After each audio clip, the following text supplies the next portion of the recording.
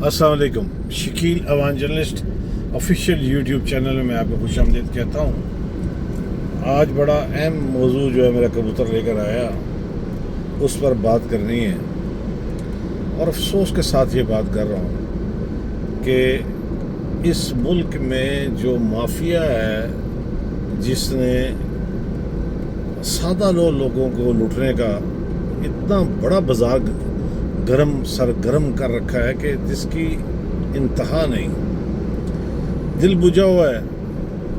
और जो मैं वाक़या सुनाने जा रहा हूँ आपको, हालांकि अवेयरनेस काफ़ी हद तक लोगों के पास आ चुकी है, लेकिन फिर भी अभी भी सादा लोग मौजूद हैं।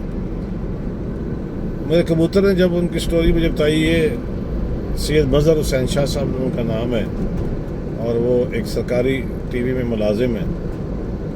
उन बेचारों को एक टेलीफोन आता है और फिर उसके बाद मैसेज पे रब्ता करते हैं, फ़ोन पे रब्ता करते हैं कि आपका 10 लाख रुपया जो है वो हम आपको भिजवा रहे हैं और वो दुबई से आपको आ रहा है और आपको ये जो 10 लाख रुपया है ये हम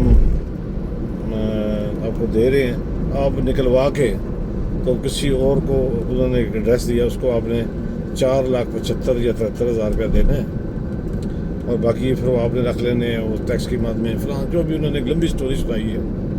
और उसके बाद फिर वो बेचारे उनके झांसे में आ गए और उन्होंने कुछ 4,17,000 उन्होंने बताया कि आप हमारे पहले डीलर को दें। उन्होंने डीलर का फ़ोन नंबर दिया, फ़ोन नंबर उन्होंने चेक किया, डीलर मुतलका बंदा वो नाम वही नाम था। फिर उन्होंने उसका फ़ोन नंबर देखा, वही था। इतना मुनज़्ज़म तरीके से ये ग्रोह काम कर रहा है कि आप अगर उनकी तहकीक करें तो उनके फ़ोन नंबर, उनके जो दिए गए एड्रेस, हर शय ठीक निकलती है। फिर उन्होंने वो 3 लाख रुपया बेचारों ने, 1,17,000 उनके पास था, 3 लाख उधार लिया, 4,17,000 रुपये जमा कराए और उसके बाद फिर वो बेचारे उनको ढूंढते ही रह गए और सब कुछ बाद में फ़ेक निकला, मोबाइल बंद हो गए, हर चीज़ जो है वो अजीब ड्रामा निकली। उन्होंने FIA साइबर क्राइम में दरख्वास्त भी दी। साइबर क्राइम वालों ने तो साफ तौर पर कह दिया कि ये इस तरह के केस जो है वो ट्रेस आउट नहीं होते, हम कोशिश करेंगे, बस आप एप्लीकेशन दे दें। काश इंसाफ का निज़ाम भी, और ये एजेंसियाँ जिनके पास सारे डेटा मौजूद होता है, वो किसी को ढूंढना चाहें तो मिनटों में ढूंढ लेते हैं, ना ढूंढना चाहें तो साल लगे रहें। इन बेचारों की एप्लीकेशन भी काफ़ी दिन हो गए पड़ी ही है और बेचारे बहुत ही परेशान हाल में उन्होंने रब्ता किया। मैंने इसको पहले तो मैंने भी उन्हें वो जो लेक्चर दिया कि आप पढ़े लिखे आदमी हैं और आप भी झांसे में आ गए, तो लालच फिर भी लालच ही होती है और उसके निजाम यही होता है। लेकिन ये नुसरतबाजों को पकड़ेगा कौन? कब ये हमारी एजेंसियाँ जो हैं वो मुतहरक होंगी? और जहाँ तक ताल्लुक़ है लालच का, तो इससे कोई मुबरा नहीं है। वो झांसा ही को इस तरह का देते हैं कि लोग उधर झांसे में आ जाते हैं और बेचारे फिर जमा पूंजी से, नंगी बागी जमा पूंजी से महरूम भी हो जाते हैं।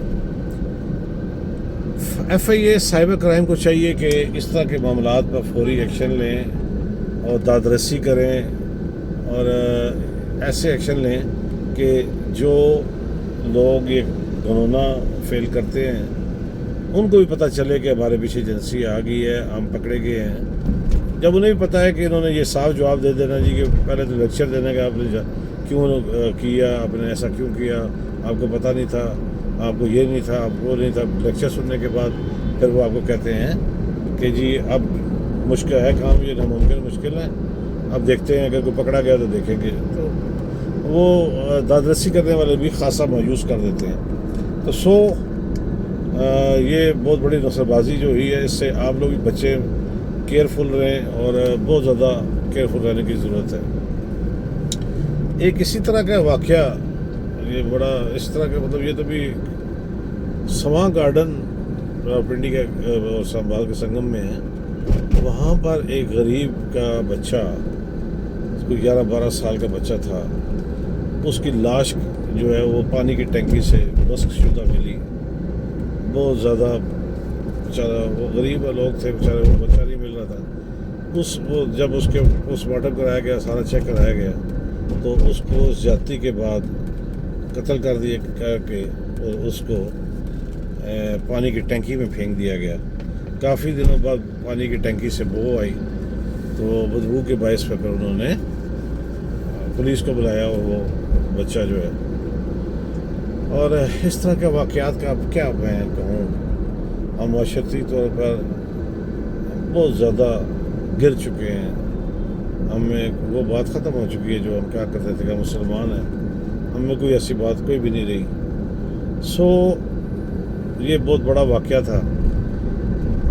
یہ پولیس کا جو اگر نظام دیکھا جائے تو اس طرح کا اگر خدا نہ کرے کسی بڑے کے ساتھ واقعہ ہوتا تو یہ کب کا ٹریس آؤٹ ہو چکا ہوتا، لیکن غریب پھر غریب ہے، کیونکہ اس غریب کا وہ کسی موچی کا یا نائی کا اس طرح کا کوئی رپورٹ ہوا ہے، وہ بچہ تھا، اس کے لیے پولیس کیوں درد سری لے گی اور وہ کیوں کرے گی؟ دل دکھتا ہے اس طرح کے واقعات جب آتے ہیں تو مجھے رپورٹ کرتے ہوئے بھی دل دکھتا ہے، لیکن میں اصلاح معاشرہ کے لیے یا اویئرنیس کے لیے یا احتیاط کے لیے یہ میں اس طرح کے واقعات کو اپنے وی لاگ کا حصہ بناتا ہوں تاکہ آپ لوگ احتیاط کریں۔ آپ اپنے بچوں کا خود خیال کریں، بچوں کو بھیجا لاڈ نہ دیں، ٹائم پہ ٹائم ان کو جانے نہ دیں گھروں سے، ان پر نظر رکھیں اور دیکھیں کہ اس کی سوسائٹی کس کے ساتھ ہے۔ اور یہ جو درندے اس معاشرے میں گھوم رہے ہیں، ان کا علاج تو صرف اور صرف قانون نافذ کرنے والے اداروں کے پاس ہی ہے، اس کے علاوہ تو ان کا علاج کسی کے پاس نہیں ہے۔ اگر صلہ رحمی یا ان کے دل میں رحم چیز کوئی ہوتی تو یہ اس طرح کے فیل انہوں نے کرتے ہی نہ۔ تو اپنی احتیاط جو ہے وہ زیادہ بہتر ہے، احتیاط جو ہے وہ علاج سے بہتر ہے۔ تو اس پر بھی میں کہوں گا کہ اسلام آباد پولیس اور پنجاب پولیس جس کے ہاتھے میں یہ آتا ہے، اس واقعے کو آپ نوٹس لے کر، کل سوہاں گارڈن کے مکینوں نے اس پہ احتجاج بھی کیا، ایک مظاہرہ بھی ہوا، لیکن ابھی تک کوئی رزلٹ نہیں نکلا۔ تو اس کا رزلٹ نکالا جائے، اس کو ایک ٹیسٹ کیس کے طور پر کسی غریب کے بچے کو 11-12 سال کا بچہ کوئی چھوٹا بچہ نہیں ہوتا، بہت زیادہ یہ ظلم ہوا ہے، اس کا تدارک بھی کیا جانا چاہیے۔ میرے چینل کو سبسکرائب کیجیے گا، لائک کیجیے گا، کمنٹس کیجیے گا۔ اگر آپ کو میری بات، خبر، تبصرہ، تجزیہ اچھا ٹھیک صحیح لگا ہو تو ضرور مجھے اس کا انتظار رہے گا۔ چلتے ہمیشہ کی طرح کہتا رہوں گا، جہاں آپ اپنا اور اپنے پیاروں کا خیال رکھتے ہیں، ارد گرد موجود مستحقین کا بھی خیال رکھیے۔ کوشش کیجیے کہ کوئی آپ کی شکایت اللہ سے نہ لگا دے۔ کل انشاءاللہ نئی بات، نئی خبر، نئے تبصرے کے ساتھ حاضر ہوگی۔ اجازت دیجیے، اللہ حافظ۔